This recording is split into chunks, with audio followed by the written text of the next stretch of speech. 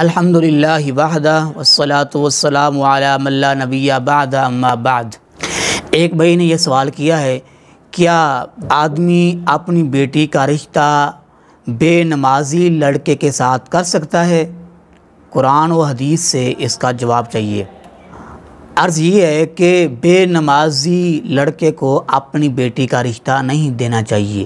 شرط یہ ہے کہ لڑکی صلاۃ کی یعنی نماز کی پابند ہو، جیسا کہ قرآن مجید میں اللہ پاک نے ارشاد فرمایا ہے، افمن کان مؤمنا کمن کان فاسقا لا یستوون۔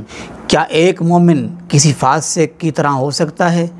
اور یہ کبھی برابر نہیں ہو سکتے، چونکہ بے نماز جو انسان ہے وہ فاسق ہے، فاجر ہے۔